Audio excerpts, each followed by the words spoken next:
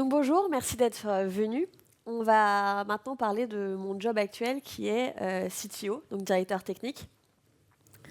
Donc qui est-ce que je suis? Je suis Mathilde Lemay, j'ai 34 ans, 2 enfants, ça fait 10 ans que je code. J'ai un diplôme d'ingénieur de la fac d'Orsay. Et donc je suis actuellement CTO de Jolimois, donc j'en parlerai un peu plus après. J'ai également monté Duchesse France. Qui connaît Duchesse France? Ah, c'est trop cool. Voilà, bon, je ne vais pas pitcher Duchesse France parce que, voilà. Mais grosso modo, c'est une association de networking à l'intention des femmes pour qu'elles réseautent et qu'elles voilà, elles discutent et elles puissent échanger sur les problématiques qu'elles peuvent rencontrer. J'ai une particularité dans mon parcours, c'est que j'ai été freelance quasiment tout de suite. J'ai fait 6 mois en SS2I et après, je suis passée freelance en tant que junior, ce qui n'était pas très courant à l'époque. Je ne connaissais pas beaucoup d'autres juniors freelance. Mais ça m'a plutôt servi et c'était la première étape vers mon job actuel, c'est-à-dire le fait de créer ma boîte et d'être mon propre boss et donc d'aller trouver mes clients comme une grande sans avoir besoin d'une SS2I. Donc au fur et à mesure du temps, en tant qu'indep, je suis devenue tech lead indep. J'ai eu aussi une expérience de 2 ans chez Terracotta. Donc Terracotta, c'est la boîte qui est derrière EHCache.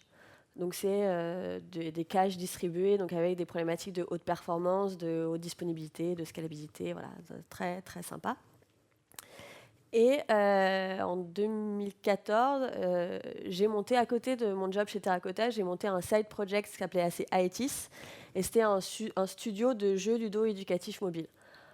J'ai placé à peu près, je crois que j'ai regardé tout à l'heure, il y a 600 000 applications, donc c'est quand même pas mal pour un petit studio indépendant.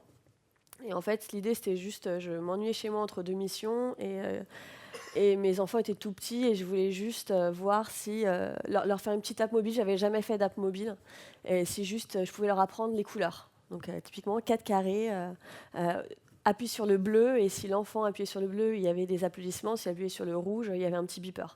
Voilà, et c'était ma première expérience où voilà, j'ai fait le truc. Ça m'a pris 3 heures. Enfin, j'étais épatée. Bon, c'était les technos que j'utilisais qui étaient vraiment top.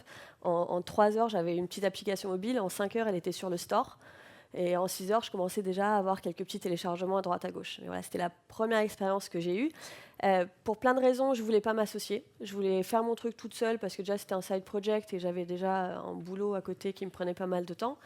Voilà, mais je m'étais déjà dit, bah tiens, finalement, je peux le faire et je peux le faire toute seule, et ça marchait plutôt bien.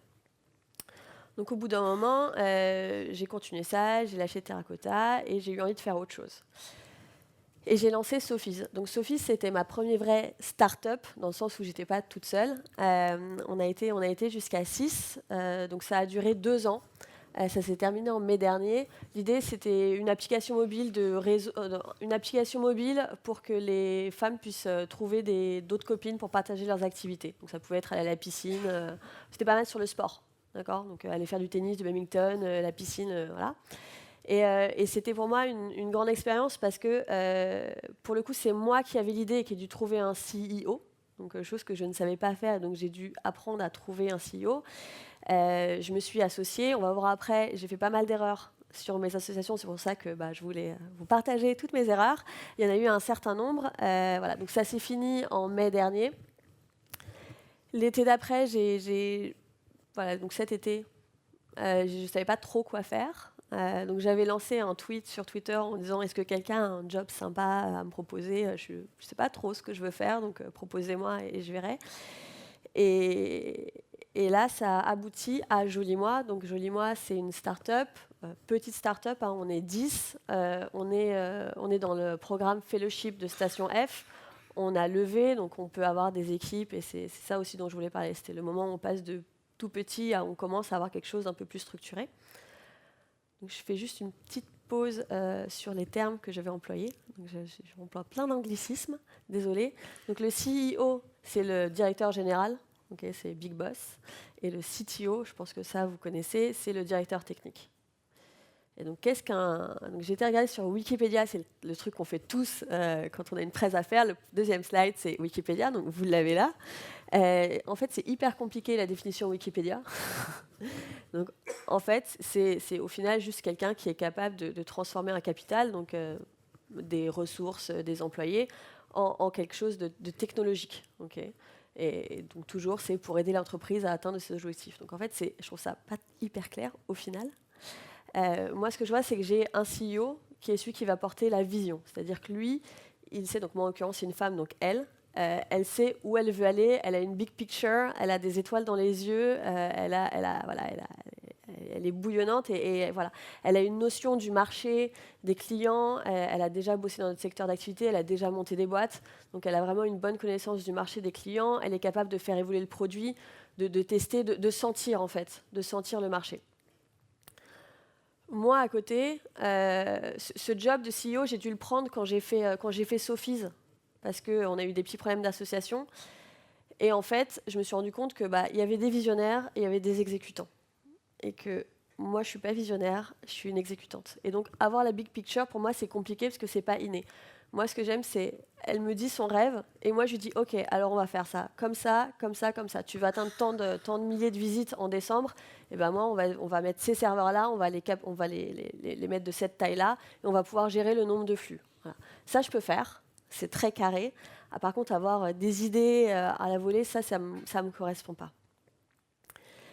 On va parler du job de CTO, mais en fait, il y a plein de jobs de CTO. Entre le mec qui est dans son garage, où ils sont deux, où ils sont en train de faire un POC, et entre le CTO de vente privée de Blablacar au Criteo, il y a un monde. Okay, et donc, en fait, il y a des CTO qui vont accompagner leur startup dans toutes ces étapes. En général, ça change au bout d'un moment. Donc ça peut être un CTO qui rejoint après le POC, une fois qu'il y a déjà un marché qui est un petit peu trouvé, ou ça peut être quand il y a 200 ou 300 personnes dans la boîte, le CTO qui n'a peut-être plus envie ou plus de motivation, et donc on change de CTO. Donc voilà, donc en fait on peut rejoindre une CTO du début, ou au milieu, ou à la fin, et on peut la rejoindre pour une étape, 2 étapes ou 3 étapes. Donc la première étape du CTO, c'est « Hey les gars, j'ai une idée, on va dans mon garage ». En général, c'est un CEO qui a l'idée, qui va vous parler d'une super idée, machin et tout. Vous allez vous dire, ouais, pourquoi pas.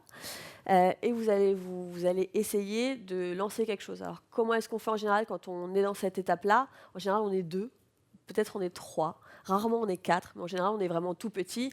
Et c'est plus, on va essayer des trucs et on va voir si ça marche ou pas. Il y en a qui essayent très longtemps. Je pense que vous connaissez l'histoire d'Airbnb, qui sont créés en 2007. Et qui, bien plus tard, ont réussi à trouver... En 2007, ils ont créé Airbnb. En 2009, ils faisaient $200 de revenus par semaine et ils n'avaient aucune croissance. C'est-à-dire que le truc stagnait. Voilà. Ça, c'est la petite étape, donc qui peut durer pas longtemps ou qui, pour Airbnb, a duré très longtemps avant qu'ils arrivent à trouver un truc qui marche bien. Voilà, ça, c'est l'étape 1. L'étape 2 à laquelle je suis maintenant, c'est qu'on commence à avoir du chiffre d'affaires, on commence à pouvoir avoir des équipes, à pouvoir staffer des postes, donc à avoir un product manager qui va vraiment s'occuper du produit, à avoir des équipes de développement qui sont un peu plus grosses, à avoir donc vraiment des personnes clés. Donc c'est comment est-ce qu'on passe du garage à quelque chose d'un peu plus structuré. Donc quels sont les premiers process qu'on va mettre en place. Donc ça c'est assez simple, en fait, ça se complique. Après, vous allez passer sur des tailles qui ont entre 50 et 100, et là aussi, c'est des passages. C'est-à-dire que c'est les process qu'on met en place quand on est 10. De toute façon, ça se voit dans les équipes de dev. Dans une équipe de dev avec 3 personnes et une équipe de dev avec 15 devs, c'est pas du tout les mêmes process. Et ça, c'est encore pire quand vous avez vraiment des grosses structures, et là, le métier est vraiment différent. Donc, j'en parlerai pas parce que j'ai aucune expérience là-dedans, donc aucune légitimité. Mais voilà, il y a des CTO, il y a des directeurs techniques de boîtes énormes et leur job est radicalement pas comme le mien. On n'a pas du tout les mêmes problématiques. Voilà, donc ça, c'était le petit point que je voulais faire. Déjà, je vais peut-être poser une petite question. Qui est CTO dans la salle? Ok, 10 à peine. Qui aimerait éventuellement, dans quelques années, être CTO? Ok, déjà au moins 4 ou 5 fois plus. Donc la première question qu'on a, c'est soit on a l'idée, okay, ce qui est compliqué parce qu'en fait, en général, on est développeur dans cette salle, je pense, plutôt. Donc normalement, on est plus exécutant que visionnaire, mais il peut y avoir aussi des développeurs qui sont visionnaires. Hein, c'est pas incompatible. Mais en général, c'est plutôt quelqu'un qui va venir vous voir avec une idée, un projet, et vous allez vous dire, ça a l'air sympa, voilà. Si après, vous savez pas, il y a plein de meet-up qui existent, il y a plein d'événements qui existent, il y a Adopt CTO, mais il y en a d'autres où c'est fait pour recruter des personnes. Moi, ce qui a le mieux marché, c'est clairement, je vous le disais tout à l'heure, c'est le tweet. Donc en fait, c'est Laure Nemé que vous avez vu hier matin qui a répondu à mon tweet en disant ouais, moi je connaissais bien Laure parce qu'elle avait créé les Duchesses avec moi il y a 7 ans. Elle m'a dit écoute, moi j'ai quelqu'un dans mon réseau qui cherche, tu veux pas juste voilà, envoie-lui un mail. Donc j'ai envoyé un mail. Bon, c'était un truc dans la cosmétique. Je me maquille pas, je mets pas de crème. J'ai aucun attrait pour la cosmétique de base, donc je me suis pas dit c'est trop top. Et ça, genre ça aurait été Netflix et tout, j'aurais dit ouais, trop cool. Mais là, la cosmétique, je me suis dit les cosmétiques machin. Et en fait, j'ai rencontré ma CEO actuelle, et là, je tombe sur quelqu'un de pétillant qui a plein d'idées, qui connaît hyper bien son marché et qui a vraiment une vision. Voilà. Et ça n'empêche qu'on continue tout le temps. Alors, je pense que vous avez déjà eu ce genre de mail sur votre LinkedIn ou dans votre réseau. Il y a plein de gens qui ont plein d'idées et qui veulent et qui disent je te prends 50% parce que j'ai l'idée et je te donne 50% parce que tu vas faire. Il y a un truc sur lequel je voulais revenir sur cette notion d'idée, c'est qu'une idée ne vaut rien. Donc, quand la personne vient vous voir en disant j'ai une idée, ça ne vaut rien. En fait, soit personne n'a eu l'idée, et dans ce cas-là, c'est que l'idée est bidon. Soit il y en a 15 qui ont eu l'idée, et dans ce cas-là, comment est-ce que nous, on va pouvoir être meilleurs que les 14 autres? Et c'est ça la question, en fait. Et il y a sur un post sur le blog d'Aurélie, il y a quelqu'un il y a Derek Sivers qui expliquait qu'en fait, pour lui, les idées, c'est juste un multiplieur de l'exécution. Donc il a fait un tout petit truc que je vais vous montrer. Pour moi, c'est assez parlant. Mais en fait, une idée moyenne, mais brillamment exécutée, ça fait 100 millions. Non, oui, c'est ça. C'est ça. Donc une bonne idée, mais brillamment exécutée, c'est 100 millions. Une excellente idée, mais juste une exécution moyenne, ça vaut 200 000, ça fait 200 000 $, ça vaut 5 fois moins. Et donc en fait, ce qui est important, c'est pas l'idée. Donc en fait, quand on est CTO, on rejoint forcément un projet, mais c'est pas forcément le projet qui est le plus important. Ce qui va être, c'est tout ce qui est à côté. C'est est-ce que vous pensez que votre CEO connaît bien son marché? Est-ce qu'il est capable de dire je connais mon marché, je sais que je réponds à un besoin, je connais mes concurrents. S'il n'y a pas de concurrents, méfiez-vous. En général, s'il n'y a pas de concurrence, c'est qu'il n'y a pas de business. S'il n'y a pas de business, ça va être compliqué de monter une startup. Ce n'est pas toujours vrai. Mais en général, quand il y a des concurrents, ça veut au moins dire qu'il y a une part du gâteau que vous pouvez essayer de choper. Voilà. Et ça, c'est très important. Et c'est l'erreur que j'ai faite sur ma première association avec Sophie, où c'était moi qui portais l'idée. C'est qu'en fait, la personne que j'ai choisie était un autre exécutant. Et qu'en fait, on s'est retrouvé avec d'autres exécutants. Alors, c'était un très bon exécutant. Donc, quand on disait quelque chose et tout, il le faisait très bien. Mais par contre, il y avait un problème de vision. On n'avait pas de vision de ce qu'on pouvait faire. On n'arrivait pas à sentir le marché. Et quand personne n'a la compétence, c'est compliqué. Et pour nous, c'est ce qui nous a manqué. C'est-à-dire qu'on avait une idée. Je pense encore que mon idée est bonne. Par contre, je pense que l'exécution... Alors, quand je dis l'exécution, je vais faire juste un petit point. Je ne parle pas d'exécution technique. Ça compte. OK. Il faut quand même, si on fait un site web ou une application, effectivement, si ça bug partout, il va y avoir un problème. Mais c'est aussi la com, le marketing. Comment est-ce que je balance mes coms? Comment est-ce que j'adresse mon marché? Est-ce que j'ai des idées novatrices ou pas? C'est tout le reste. Hein. Donc, l'exécution, ce n'est pas que le dev, que le code, que le produit. C'est tout le reste. Voilà. Donc, c'est ce que je disais. On n'a pas forcément de passion sur le produit sur lequel on va bosser, mais par contre, en général, on a des passions sur l'équipe dans laquelle on va le rejoindre. Et moi, ça, je l'ai eu tout au long de ma carrière. Même quand j'étais tech lead, j'ai fait beaucoup de choix pour aller avec des personnes. Ou par exemple, c'était des managers ou en entretien. Je me disais, j'ai envie de bosser avec lui. J'ai envie, ils sont super smart. Ou alors des collègues. L'expérience chez Terracotta, j'ai été débauchée après un talk de Devox, donc j'ai fait un talk sur les tests. Et il y avait Terracotta qui avait une problématique de tests distribués. Et ils sont venus me voir après en me disant, hey, tu veux pas venir chez vous? Et le mec, j'avais vu son talk, il avait fait un super talk. Et j'ai dit, trop cool, je veux bosser avec toi. Je viens. Donc pour moi, c'est très important. L'équipe, finalement, le projet est moins important. Alors, il faut avoir quand même, je pense, un peu d'affinité avec. De toute façon, on en a forcément. Au fur et à mesure, on est tellement dedans qu'on finit par aimer son produit. Mais c'est vrai que voilà, c'était pas un rêve, la cosmétique. Alors que quand je vois dans les autres secteurs de ma boîte, genre au marketing, dans la com aussi, essentiellement des femmes, mais c'est vrai qu'elles aiment toute la cosmétique de base. Et que moi, je suis la seule qui n'en a vraiment rien à faire. Mais moi, ça ne me pose pas de problème parce que j'ai l'équipe qui me plaît vachement. Et après, techniquement, je fais aussi des trucs sympas. Donc voilà, j'ai les deux, mais après, voilà. L'important, quand on s'associe, c'est c'est vraiment compliqué, et pareil, j'aurais pas dû m'associer avec mon premier associé, c'est qu'il faut comprendre que c'est presque un mariage. Vous allez passer énormément de temps avec votre associé, vous allez avoir des très hauts et des très bas. Et je pense que tous les CTO dans la pièce pourront vous dire qu'une startup, ça monte très très haut et ça descend très très bas. Donc en fait, c'est ce qu'on appelle un ascenseur émotionnel. Donc ça monte, ça descend. Alors au tout début, on est dans tous nos états. Après, on commence à apprendre à gérer et à gérer les flux d'émotions qui peuvent arriver. Mais l'association, c'est un mariage. Enfin, on passe 10 heures par jour avec les personnes. Quand on est tout petit, c'est des problèmes le week-end. Donc déjà, le week-end, on peut avoir des problèmes de prod à traiter ou des problèmes avec certains clients. Et genre, qu'est-ce qu'on fait? Donc c'est vraiment hyper prenant. Et donc, si on sent pas la personne, enfin vraiment, si j'ai un conseil à vous donner, si vous sentez que la personne est bien, mais juste bien, posez-vous beaucoup de questions. Parce que la route est longue, et il va y avoir plein d'embûches, et il faut vraiment pouvoir avoir une confiance presque aveugle, alors pas aveugle non plus, mais presque aveugle dans les autres équipes. Il y a une phrase d'Oprah Winfrey que j'aime bien, qui est celle-là.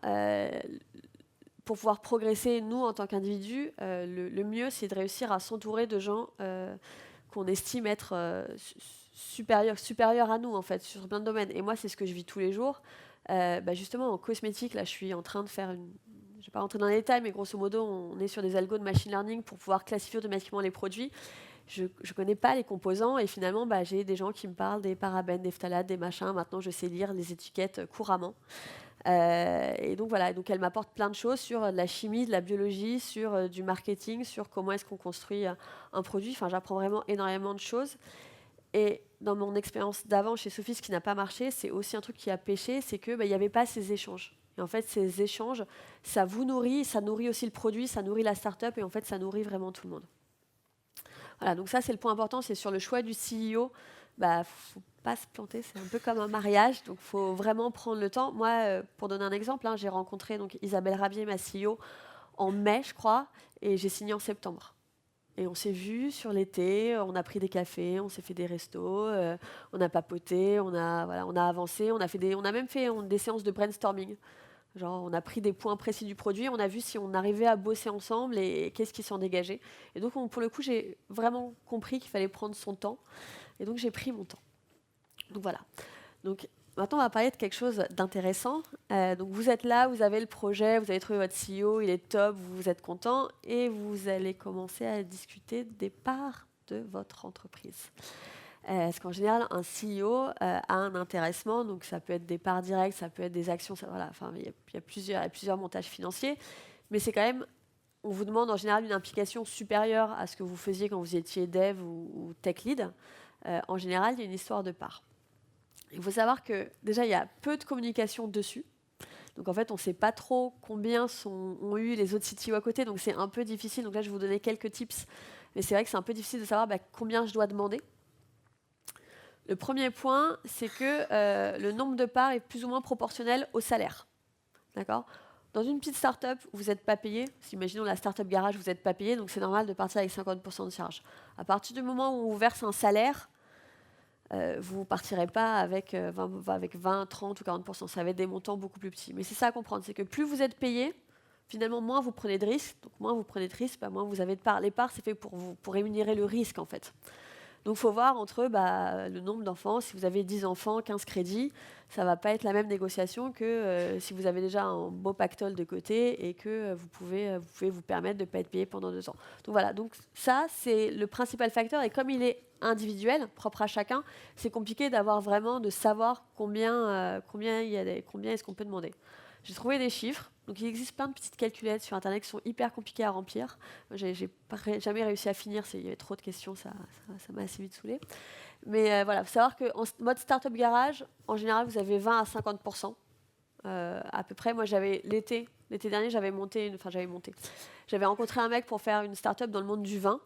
C'était un chatbot dans le vin. Pour le coup, c'était un vrai projet, c'était un vrai besoin. L'idée de cette startup, c'est de se dire, on va tous au Monop acheter nos bouteilles pour nos apéros. Et en fait, on se retrouve devant un flux de bouteilles et on ne sait pas comment choisir notre bouteille. Donc le principe était bien, il y a un vrai besoin. Par contre, derrière, on a enfin moi j'ai pas cru au business model et pour le coup j'ai pas cru au business et donc j'ai dit tout de suite moi j'ai fait un POC, mon chatbot il marche, je suis contente, j'ai fait mes petites API, mes petits partenaires et tout, mais là je me retire du projet parce que je vois pas qu'on puisse aller plus loin. Donc dans ce type de projet, c'est normal d'avoir 50% de part. Vous êtes deux, vous faites la moitié du job, l'autre fait aussi la moitié, donc ça c'est normal. Sur des sociétés qui ont levé ou qui vous proposent des salaires pas forcément aussi haut que le marché, mais quand même des salaires, on va vraiment diminuer. On va être sur du 4 à 10%. Et si votre société a bien levé, en général, vous avez moins de 1%. Voilà. Mais c'est pareil, c'est parce que si vous êtes dans une société qui a déjà levé, bah, le risque il a déjà été pris et pas par vous en fait. Donc c'est normal d'avoir finalement que 1% quand lorsque vous prenez tout le risque, vous êtes beaucoup plus haut. Donc, il y a une petite moulinette qui existe. Ça vaut ce que ça vaut et c'est pareil, c'est que des estimations, mais en fait, vous estimez le salaire que vous perdez sur 3-4 ans et vous le multipliez par 3 ou 5. Et ça vous donne la valeur que normalement devraient valoir vos parts dans 3-4 ans. Pour un exemple, si vous estimez que vous êtes tech lead, vous valez 80K, la startup vous propose 50K, donc ça veut dire que chaque année vous perdez 30K, vous faites 30K x 4, donc ça fait donc 120K, et donc ça veut dire que dans 3-4 ans, il faut que vos actions, vos parts, vous puissiez les revendre entre 360 et 600K, donc grosso modo 1,5 million. Voilà.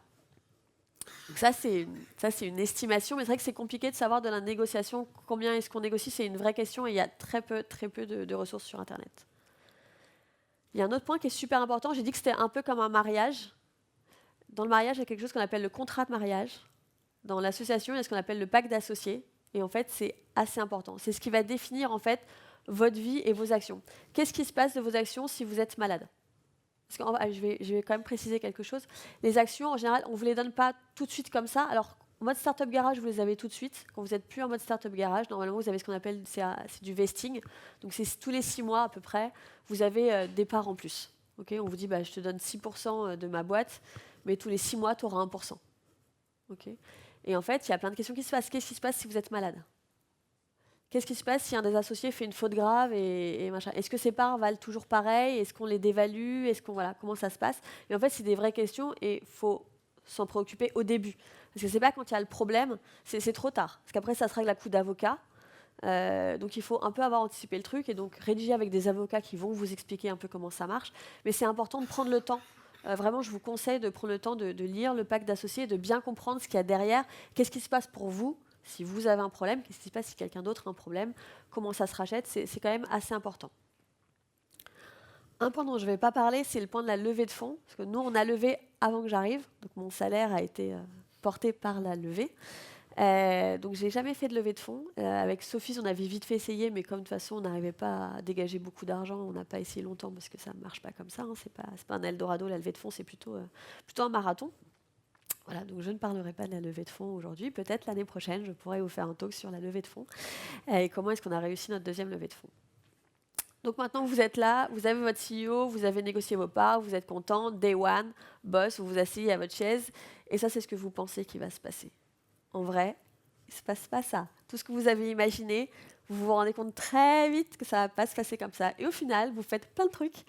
Vous faites tout ce qu'il faut faire, en fait. Donc c'est vrai que dans une grosse boîte, vous avez l'avantage d'avoir un service RH, d'avoir un service juridique. Moi, je n'ai pas de service RH, je n'ai pas de service juridique. Donc quand un de mes employés demande sur une question sur ses congés ou sur la loi ou ses machins, en fait, c'est moi qui vais, comme c'est dans mon équipe, c'est moi qui vais chercher. Et si besoin, j'appellerai l'avocat de la boîte et tout. Mais voilà, le premier filtre, c'est vous pour toutes les questions. Et les questions sont très diverses. Donc ce qui est plutôt bien, parce que résultat, vous apprenez de nouvelles choses. Après, franchement, il y a des secteurs qui ne m'intéressent pas trop. Genre le juridique, c'est pas ce que j'aime le plus faire. Mais c'est un peu l'idée. Donc au final, vous développez un peu, mais vous avez beaucoup d'autres choses autour. Et le job est vraiment différent de tech lead. D'accord, donc vous êtes toujours tech lead parce que nous on est une petite équipe, donc forcément je suis encore tech lead, mais je ne suis pas tech lead 100% de mon temps. Et la tâche qui a été pour moi la plus difficile cette année chez Joli Moi, c'est l'équipe. Okay, j'avais du budget, j'avais un projet, j'avais tout ce qu'il fallait. Et en fait, trouver des gens qui sont venus nous rejoindre, ça a été beaucoup plus compliqué que prévu. Pourquoi? Parce que déjà, avant, j'étais tech lead. Les CV, ils arrivaient, ils avaient déjà été sélectionnés. Grosso modo, je recevais 3-4 CV et ça se passait, genre sélectionnais peut-être un ou deux, mais j'avais quand même des CV de très bonne qualité. Là, dans une petite start-up, on n'a pas forcément les fonds pour passer par un chasseur de tête. Donc à peu près, un chasseur de tête, quand il vous chasse, sachez que la boîte derrière a payé 25% de votre revenu, enfin, de votre salaire brut annuel. Donc, pour une start-up, c'est beaucoup. Et en plus, voilà, il y en a qui le demandent avant même le recrutement. Donc cela, pour une start-up, c'est mort parce qu'on ne peut pas sortir 25K avant d'avoir un mec. C'est pas possible. Mais pour nous, c'était un vrai problème, c'est le sourcing. Comment on source? Donc on a sourcé d'abord sur Talent.io, donc qui était très bien. Il y avait plein de CV, on a pu trouver des gens. Mais en fait, la façon dont on faisait notre recrutement n'était pas adéquat. Qu'est-ce que je faisais? Je faisais un entretien de 15 minutes, genre faire un pré-filtre, et après je recevais tout le monde pendant 40 minutes, où j'expliquais le projet en détail, et après ils faisaient un test technique. Et le truc, c'est qu'au bout de 3 mois, j'ai calculé le nombre d'heures que j'avais passé à parler, et le nombre de mecs qui avaient passé le test technique. Il y en avait 4 qui avaient passé le test technique, et j'avais fait genre 50 entretiens. Donc grosso modo, j'avais perdu déjà presque 50 heures, ce qui est juste énorme, juste sur des profils qui finalement, pour moi, n'avaient pas d'intérêt, soit parce qu'ils étaient trop juniors, soit parce qu'ils ne collaient pas. Donc le sourcing, c'est vraiment quelque chose de compliqué. En discutant avec les autres CTO, pas grand monde n'a la recette magique. Si on fait un test trop tôt dans le process, on perd plein de monde. Si on fait le test après, on perd beaucoup de bons qui disent moi c'est le test, ça me gave, j'en ai marre, j'ai même pas envie de le faire. Alors qu'en fait le mec pourrait réussir le test en 2 minutes, mais juste il n'est pas assez motivé, il ne connaît pas la boîte, il n'a pas encore l'affect, il n'est pas encore hyper motivé parce qu'il a vu juste une annonce, donc c'est un peu trop tôt. Donc c'est vraiment moi je trouve ça très compliqué de trouver le bon process, donc on est encore en train d'essayer des trucs, on va continuer à essayer des trucs. Mais voilà, si j'avais le choix aujourd'hui, je prendrais un chasseur de tête qui ferait ça pour moi. Parce qu'en fait j'ai perdu plein de temps sur un truc qui n'était pas très intéressant pour moi à faire, et je pense que finalement il aurait mieux valu peut-être qu'on paye, plutôt qu'on essaie de le faire nous-mêmes et que finalement on perde beaucoup de temps.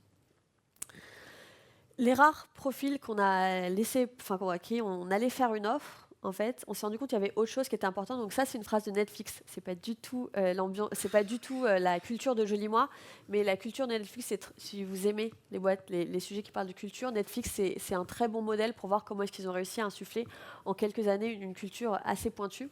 Donc eux, chez Netflix, c'est l'excellence. Okay. Nous, chez Joli Moi, on a plein de culture, on a plein de valeurs, mais pas celle-là. Enfin, on cherche quand même des gens bons, mais pas aussi fortes que chez Netflix. Mais en fait, c'est très important parce qu'en fait, les bons profils qu'on avait, souvent, ils ne correspondaient pas à notre culture.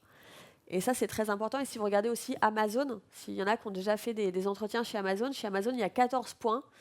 Et en fait, les entretiens évaluent vos aptitudes à vous conformer à ces 14 points je ne sais pas comment on fait ça, mais c'est des principes d'entreprise, c'est les valeurs. Donc vous avez 14 valeurs, et vérifient que sur les 14, vous matchez bien. Et donc ça, c'est très compliqué, parce que résultat, des gens hyper compétents, des fois, nous, on leur a dit non, parce qu'ils étaient super compétents, c'est peut-être même la personne la plus compétente qu'on ait vue, on lui a dit non, parce qu'on pensait que ça n'allait pas coller sur le long terme.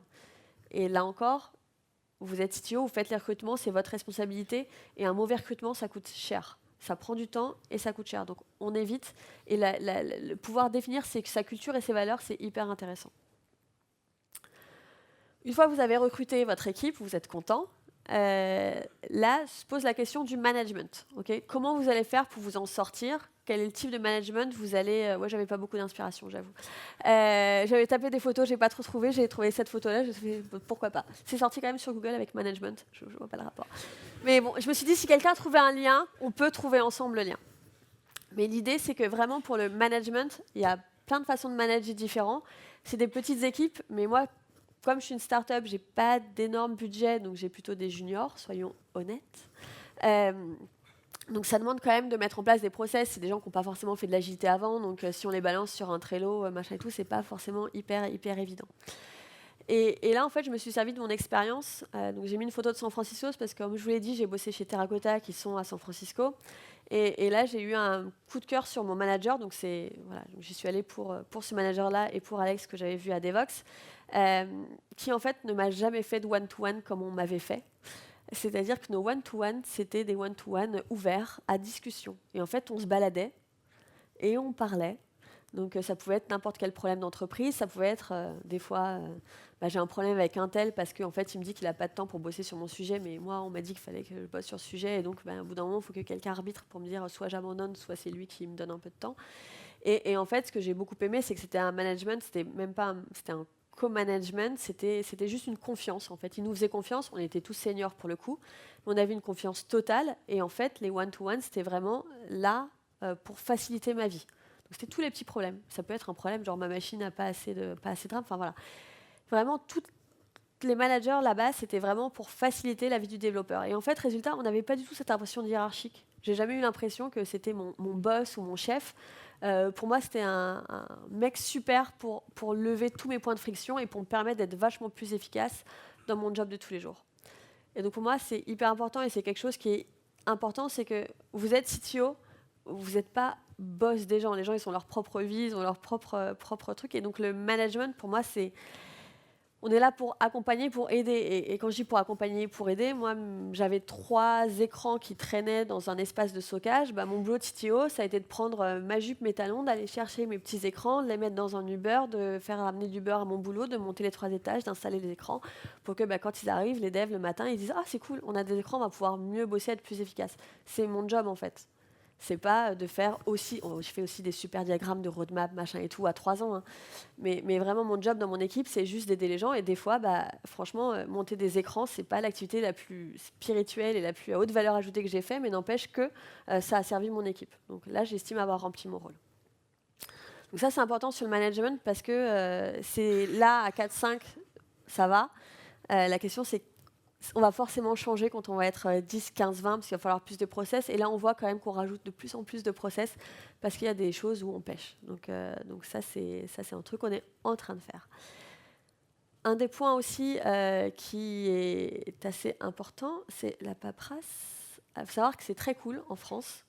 Donc déjà, si vous créez votre start-up et que vous faites soit une rupture, soit vous faites licencier, il y a plein d'aides qui existent.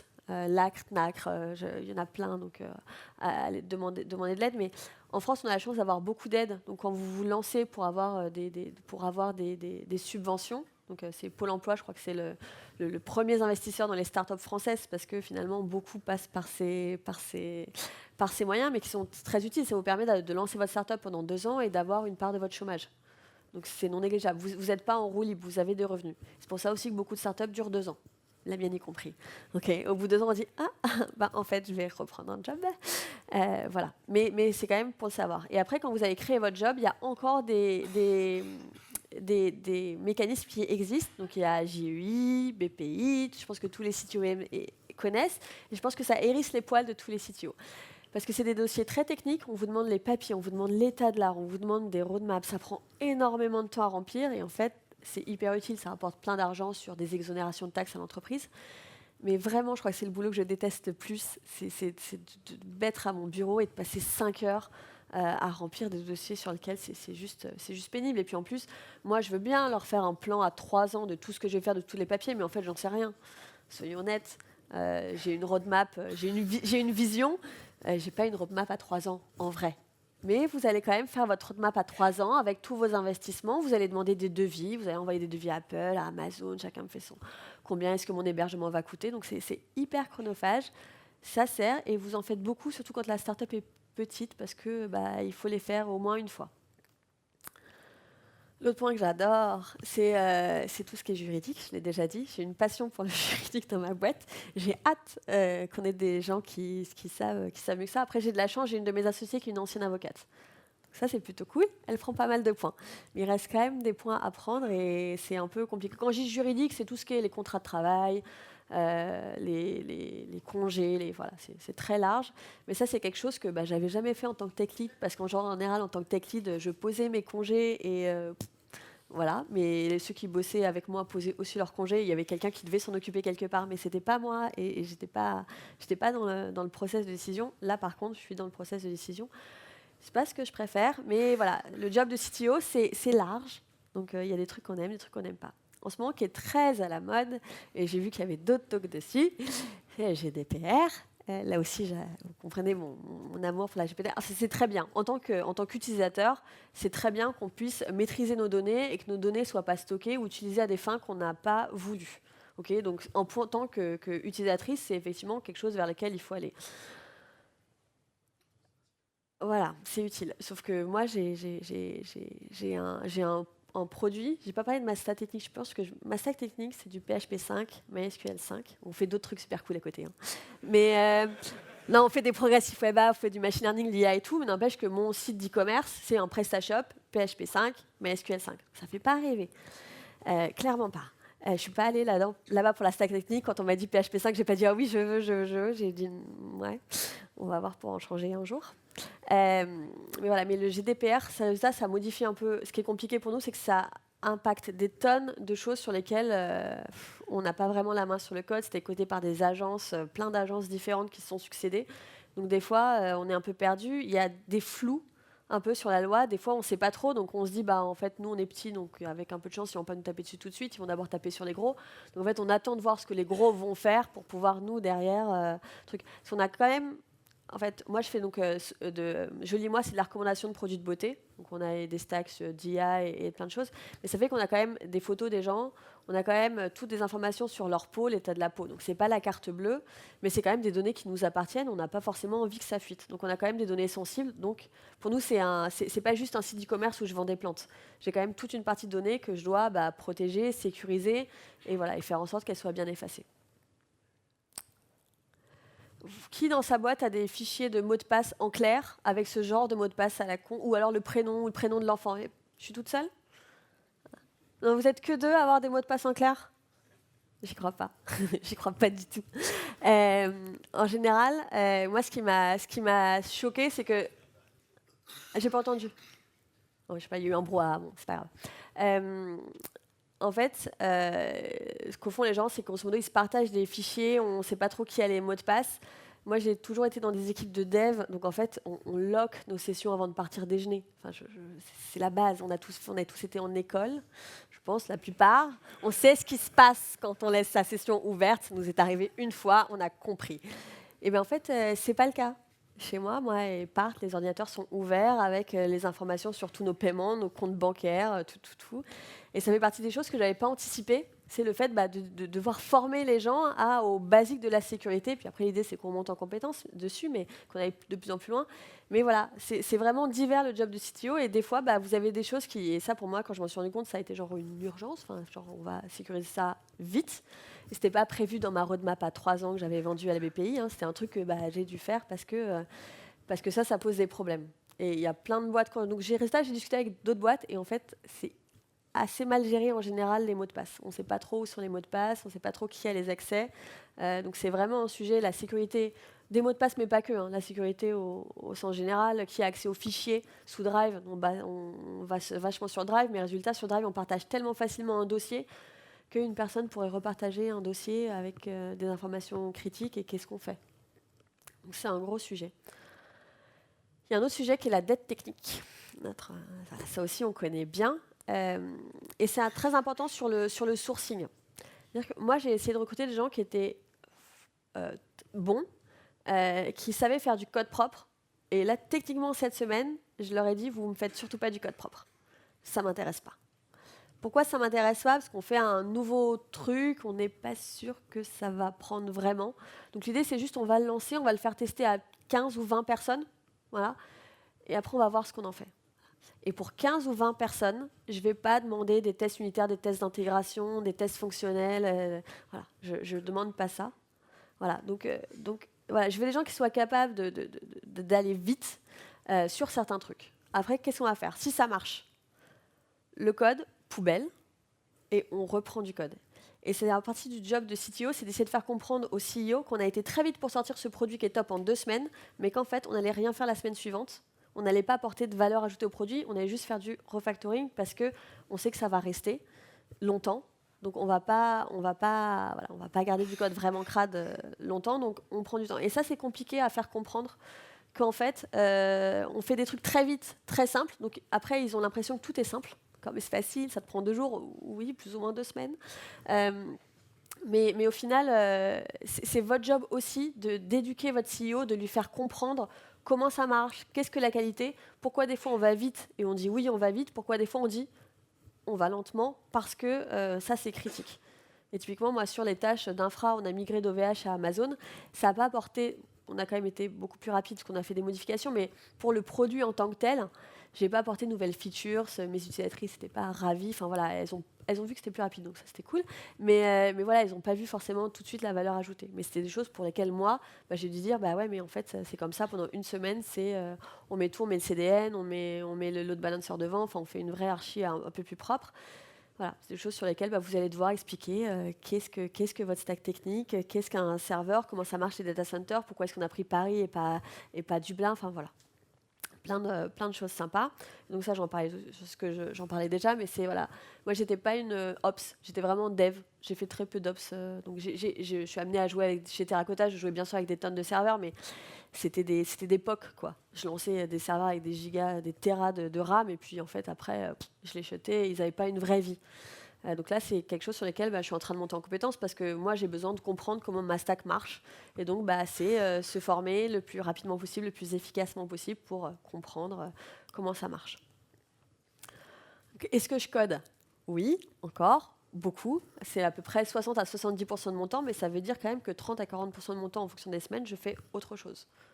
Donc ça va être des roadmaps, ça va être du PM. On n'a pas encore de product manager. Si vous connaissez un bon product manager, on est intéressé.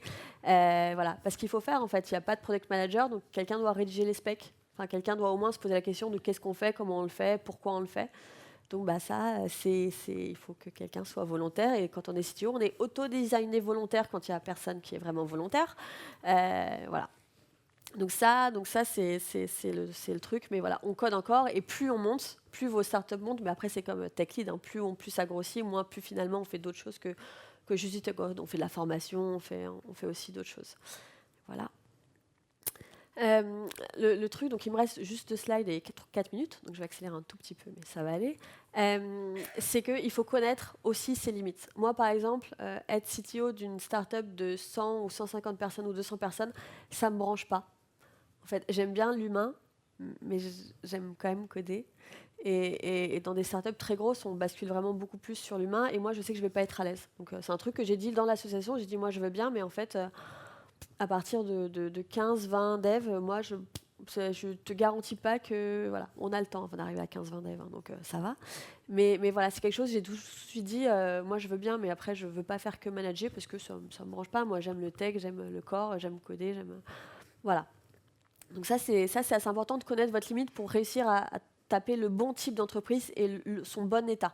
C'est-à-dire trop petite, trop grande, voilà, faut faire attention. Je vais faire juste un petit point. Alors, ça concerne les CTO, ça concerne les CEO, ça concerne les tech leads, ça concerne ceux qui font de l'open source, les project leads open source. C'est qu'il ne faut pas rester seul. Okay, comme j'ai dit, tous dans nos vies, on a des très hauts et des très bas. On en a plus quand on est CTO ou CEO, mais tout le monde en a. On a des questions, des fois, comment je fais mon premier licenciement? Si j'en avais jamais fait, c'est pas forcément facile de savoir comment est-ce que vous gérez le truc, quand est-ce que vous licenciez, à quel moment. Et c'est des vraies questions. Et seul, vous allez le faire.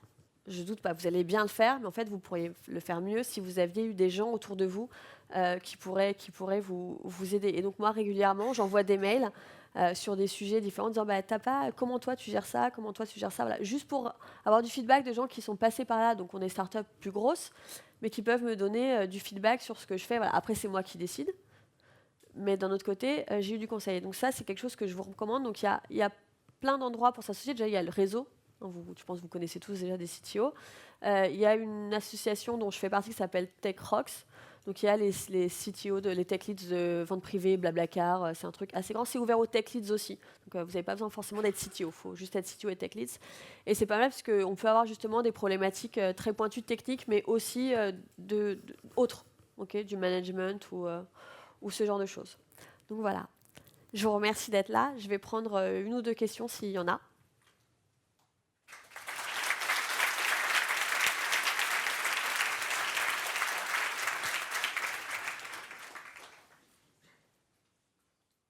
Une question là-bas. Va falloir que tu...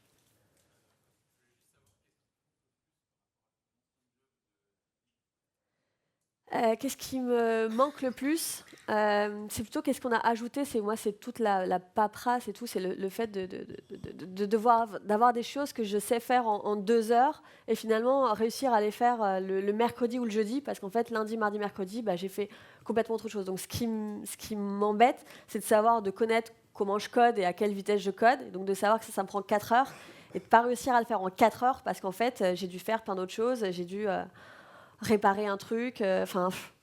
Voilà, un problème en prod qui est arrivé, un problème avec un colis, machin et tout, et devoir gérer quelque chose et donc de faire en sorte que je puisse pas être focus sur ma tâche et la faire rapidement comme je le faisais quand j'étais tech lead où finalement j'avais moi et puis les gens qui étaient autour de moi, mais pas autant de problèmes. Et, très vaste. Ouais. On n'a pas recruté du UX designer parce que c'est trop cher. On a bossé avec des UX designers, mais on les a pas payés assez cher. Je suis honnête, on est là pour être honnête. Moi, c'est un peu mon rêve, c'est que là, on est en train de refaire toute une partie de notre produit et l'UX design, c'est... Ouf, j'ai 20 secondes. Go. L'UX design, c'est hyper important, mais le truc, c'est que sur une start-up, on doit faire nous-mêmes un peu toutes ces choses-là.